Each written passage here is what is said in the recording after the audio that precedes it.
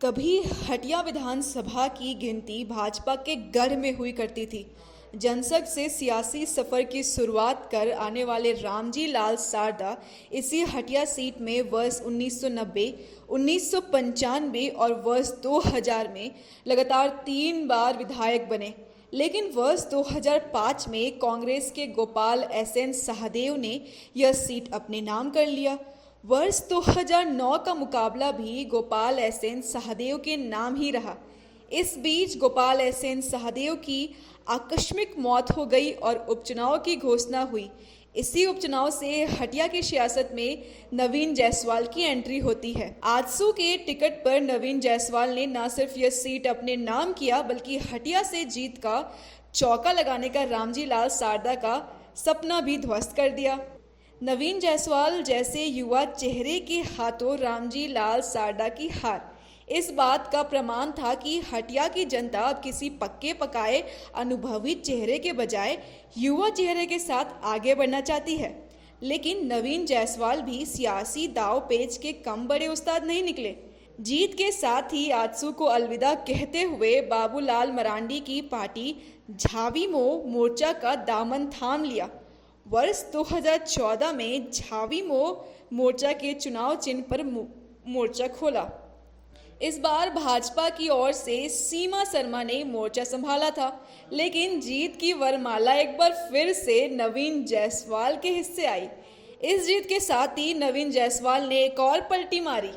बाबूलाल को good bye कहते हुए भाजपा का दामन थामने का फैसला लिया और वर्ष 2019 में एक बार फिर से भाजपा के कमल चुनाव चिन्ह पर विधानसभा पहुंचने में कामयाब रहे। इस प्रकार 1990, 1995 और 2000 की जीत के बाद नवीन जायसवाल ने 2019 में हटिया में भाजपा का झंडा लहराया और 19 वर्षों का यह वनवास किसी पके पकाए भाजपाई के बजाय ऑपरेशन कमल के सहारे एंट्री लिए नवीन जायसवाल के हाथों खत्म हुआ। लेकिन 19 वर्षों का वनवास खत्म करने नवीन जायसवाल को क्या भाजपा वर्ष 2024 में अपना चेहरा बनाएगी?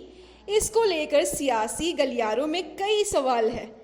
आज भी नवीन जायसवाल भाजपा कार्यकर्ताओं का सर्वमान्य स्वाभाविक पसंद नहीं है।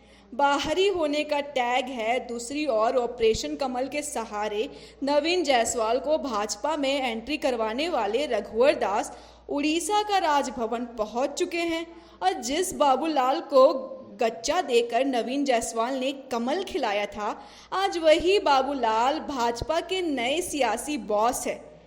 प्रदेश अध्यक्ष के रूप में टिकट बंटवारे में बाबूलाल का भी मजबूत दखल होगा और उस हालात में बाबूलाल का साथ नवीन जायसवाल को कितना मिल पाएगा, यह भी देखने वाली बात होगी। लेकिन उससे भी बड़ी सवाल यह है कि इस बार नवीन जायसवाल के सामने कांग्रेस अपना चेहरा किसे बनाने जा रही है?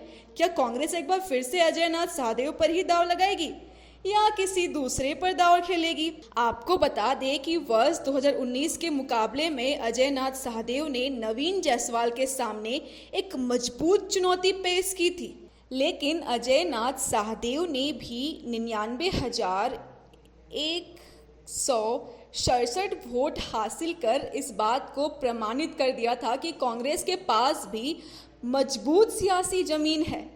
यदि वह सामाजिक समीकरणों को साधते हुए दांव खेलती है तो जीत की मंजिल भी दूर नहीं है।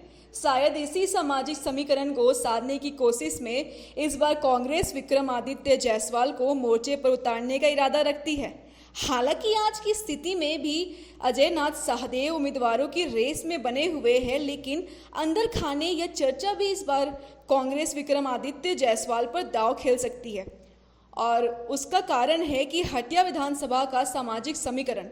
हटिया विधानसभा में तकरीबन 28% आदिवासी और 15% मुस्लिम के साथ ही एक बड़ी संख्या में वैश्य मतदाताओं की आबादी है। आदिवासी और अल्पसंख्यकों को पहले से ही इंडिया गठबंधन का और दोनों मिलाकर तकरीबन 43% के आसपास होता है।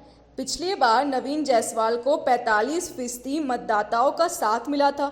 यदि विक्रमादित्य जायसवाल के चेहरे के सहारे वैश्य जाति के मतदाता, जिन्हें भाजपा का कोर वोटर माना जाता है, में आंशिक सेंधमारी भी होती है तो हटिया सीट से चौका मारने का नवीन जायसवाल का ख्वाब अधर में फंस सकता है। हालांकि अभी टिकट का वितरण नहीं हुआ है, लेकिन विक्रमादित्य जायसवाल की सक्रियता तेज हो चुकी है। जनसंपर्क अभियान जोर पकड़ने लगा है। लोगों से भेंट मुलाकात की शुरुआत हो चुकी है।